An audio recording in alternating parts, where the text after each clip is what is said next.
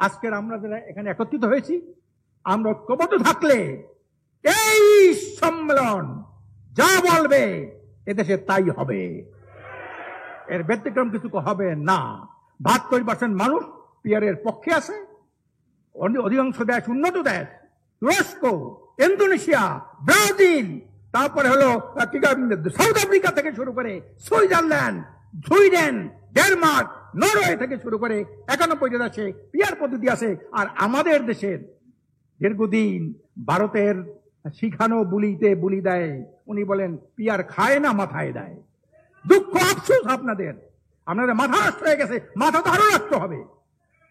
ওনাদের একজন বড় নেতা বলেছেন, আমরা তো শরিয়াতে বিশ্বাস করি না।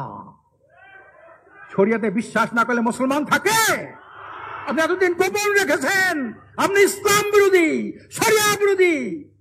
জিয়া রহমান সাহেব আল্লাহর উপর পূর্ণ আস্থা বিশ্বাস এনেছিলেন, আওয়ামী লীগ বাতিল করেছিল, আমরা তার পক্ষে আন্দোলন করেছি। আপনারা এই জন্য একটা স্টেটমেন্ট পর্যন্ত দেন নাই। আপনারা ইসলামকে ক্ষমতার স্বার্থে ব্যবহার করেছেন। কাজী প্রিয় ভাই আমার, এখন আমাদের করণীয়, এই করণীয় নির্ধারণ করতে হবে। গ্রামে গঞ্জে এই ক্ষুধার্ত শকুনের বিরুদ্ধে দুর্বার আন্দোলন গড়ে তুলতে হবে। চাঁদাবাজ, সন্ত্রাসী, দখলবাদদের বীজ ধাপ ভেঙে ফেলতে হবে। তাই না, বাংলাদেশে এখন একটা চেতনার বাণিজ্য শুরু হয়েছে।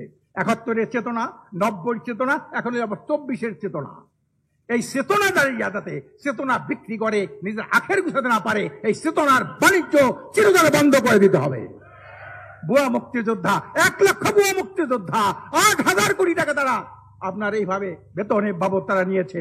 এই এমনকি মুক্তিযোদ্ধা মন্ত্রী, উনি একজন ভুয়া মুক্তিযোদ্ধা। আবার 90 চেতনা দিয়া কতগুলা গণতান্ত্রিক দল হয়েছে যারা গণতন্ত্রের কবর রচনা করেছে। আবার এখন 24-এর চেতনা দিয়া কতগুলা দল হয়েছে, কতগুলা দল এই আপনার ফেসিবাদের সাথে তলে তলে সম্পর্ক রাখছে। এ ব্যাপারে আমাদের হুঁশিয়ার হতে হবে। কোন চেতনার বাণিজ্য আমরা করতে দেব না। আর সন্ত্রাসীদের আনাগোনা, ক্ষুধার্ত শকুনের আনাগোনা সবল দেশে বাংলায় চলতে পারবে না। এবং আগামী নির্বাচন হবে পিয়ার পদ্ধতির মাধ্যমে নির্বাচন হবে। যদি আপনারা না দেন, আপনারা গণভোট দেন। গণভোটের মাধ্যমে জনগণ যদি না চায়, আমরা পিয়ার দাবি করব না। গণভোট দেবেন না আর পিয়ার পদ্ধতি নির্বাচন করবেন না, তাহলে কিন্তু আগামী দিনের ভবিষ্যৎ আপনারাই নষ্ট করবেন। দেশের মধ্যে একটা অরাজক পরিস্থিতি সৃষ্টির জন্য আপনারাই দায়ী থাকবেন। ওমা তৌফিকি ইল্লা বিল্লাহ।